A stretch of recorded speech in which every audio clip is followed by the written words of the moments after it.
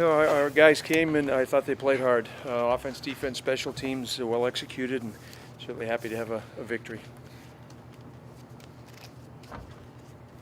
Jared, you finally got a chance to throw the ball. Talk a little bit about being able to show that part of your game. No, it was really fun. It was a great experience. First collegiate touchdown pass, so special. It really helps just having the guys on your team believe in you, and like when the opportunity comes, just presenting itself and making plays happen. And my receivers did a great job, tight ends did a great job catching the ball, O-line did a great job of blocking, so they make it really easy. Talk about how much you've worked and how you've worked to be a better passer as a college player. Yeah, so it's obviously a lot more difficult than playing in high school. You know, the defenses are a lot better, players are a lot faster, windows are a lot smaller. For me, I think it was more of like a repetition thing, more throwing more, honestly, like on my own. In practice, coaches were letting me throw the ball around a little bit more, so that all helps increase like your accuracy and just like your motion and like going for that, and that really helps throwing the ball when it comes to game time. You don't think about it as much. Did you throw much in high school? Yeah, I threw a lot. I wasn't necessarily what you would consider a pocket passer. I was always running around, scrambling most of the time. My senior year, I actually started a pocket pass a little bit more. But coming here, it wasn't that big of a. It actually was a pretty big change for me. But just being able to run around is kind of like what I did in high school. So I was definitely used to throwing, and I went to a lot of camps and stuff, and always threw a lot. But it's definitely just a different game in college. So. Well, what can you say about shutout? Shutting out is always such a great feeling. I mean, it's very difficult to do, especially at this level, and doing it together means a lot for us and for the community. And the fact that you were in a little bit longer than some of the guys on defense, but what does it mean to you that those guys protected the shutout that you guys were pitching? Oh, that means so much. I mean, that's what we strive for as a defense, always trying to get that goose egg, always trying to get that donut.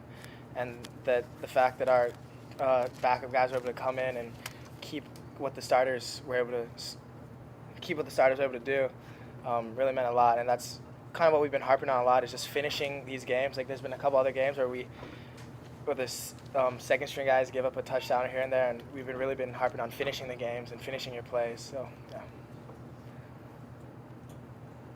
Who does, your mind slips forward to like Harvard and Princeton when you're playing teams like this? I mean, it's human nature.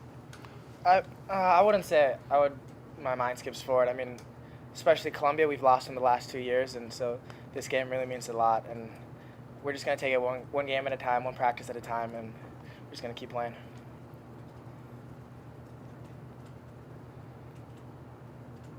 Did you prepare specifically for their starting quarterback? Like, do you watch him during the week and then bring him back up? And does that change much for you? Yeah, so we didn't know that their starting quarterback was out, so the whole week we were preparing for him. But when the second string guy came in, we just made a few adjustments and just kept playing like how we were supposed to play.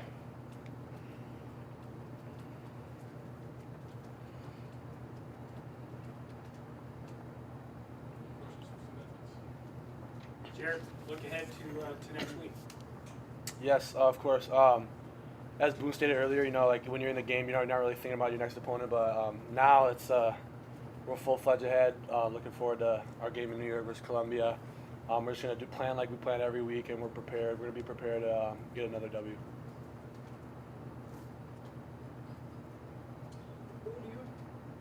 Around campus, do you sense any sort of building recognition, building excitement as you guys keep going through? Yeah, there is a bit of like excitement and build-up going around campus just because we've been playing pretty well. But I don't know, as players, we just got to keep doing what we're doing and not think too far ahead and just take it again like one game at a time, because you don't want to accidentally mess up and let one slip from you. So I think what we've been doing a lot this year is just every day, every rep, every day, every one, and that's just kind of been our motto this year. So. How often do people call you bum? I get it quite often because actually my mom calls me Bun and my dad calls me Boone. So like it kind of goes like, so when someone asks me how to pronounce my name, I kind of just give them either way. I mean, it's not too big. I personally don't mind. So either one works even inside your family.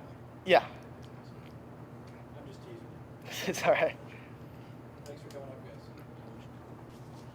All right, Coach. Find something you didn't like about tonight. I didn't think we covered our kickoffs particularly well. We've got to do a better job. Too much field position there. Yeah. But outside of that, we did a pretty good job right across the board. Kids tackled well. We played a lot of players. I haven't tallied it, but I'd say we played 90, 100. Just about everybody in the team, and it's fun to see. And our guys, and they were playing hard. And that's a couple of things. I admire the way that we prepared this week, and we talked about just grinding away. People pat you in the back. Hey, you should. It's what you do on game day. And I thought we came out playing. The first offensive drive was impressive. Just going right down the field. And the second, third, fourth, just kept pushing. Defensively, just didn't give up much. They missed their starting guy. He's a good quarterback. But we made plays. And a couple of punt returns that we popped. Did a nice job on a kickoff return as well.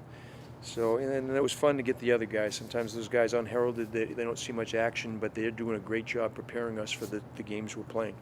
And to see the guys that are playing regularly be so supportive of the guys that don't get out on the field that often, and it just speaks to me of just the closeness and the cohesiveness of the group. They like each other, they pull for each other, they play for each other.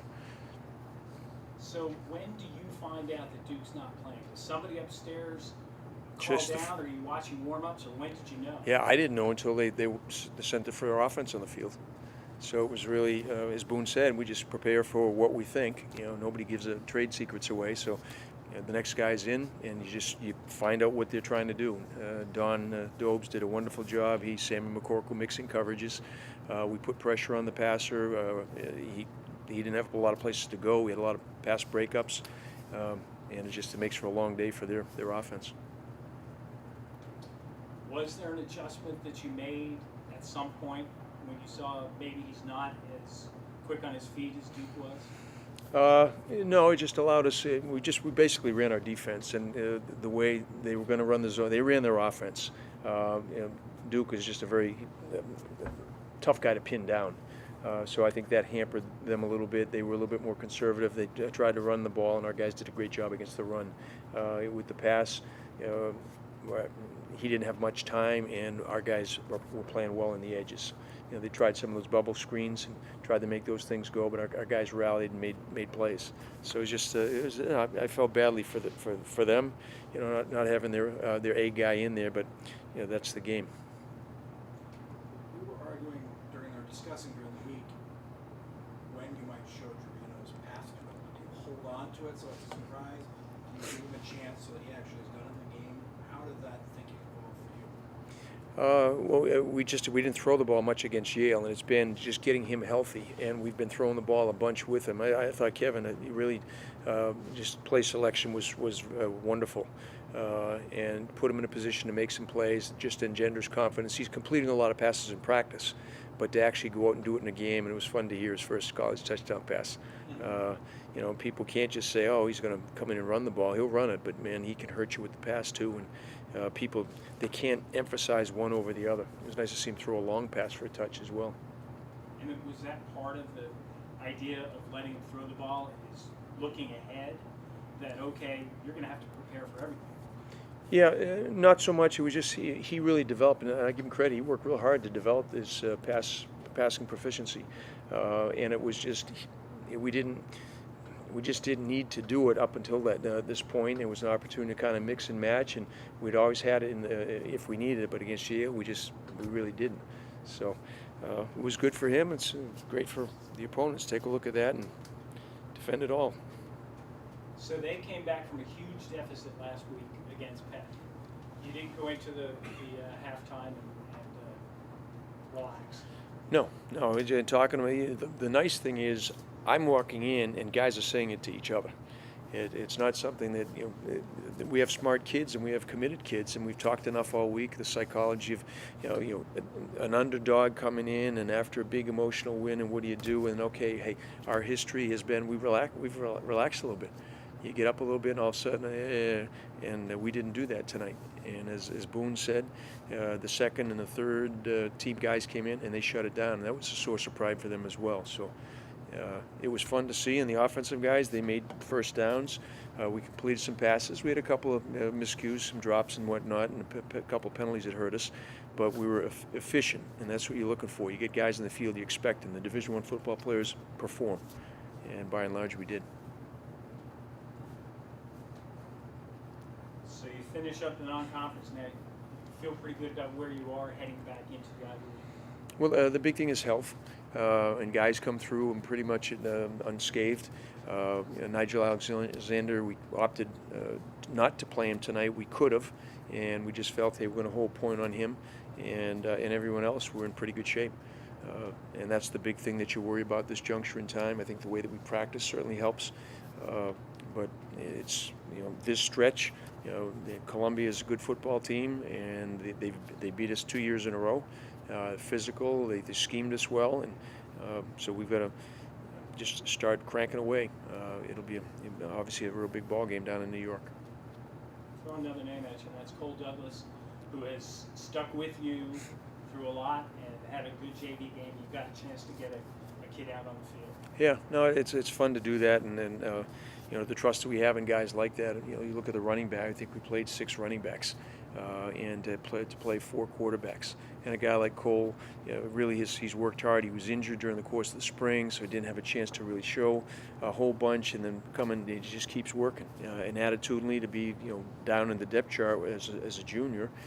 But he's committed to the team, and he's got a great attitude, and guys are happy for him. Get in, let him perform a little bit. You scored in every quarter of the season until the fourth quarter today. Did you know that, and did you know what was on the line? No, I didn't. I had no idea. We just, we wanted to try to keep going, but you never want to just kind of rub things in. And if we could just kind of methodically move it down. We tried a long field goal, and it was really an opportunity to give our guy an opportunity. It was 48 yards, 49 yards, and just under duress to see if he'd produce, and we came up short on that one. But no, we scored a bunch of points, and it's a satisfying win. And those stats I'll leave to you guys and Rick.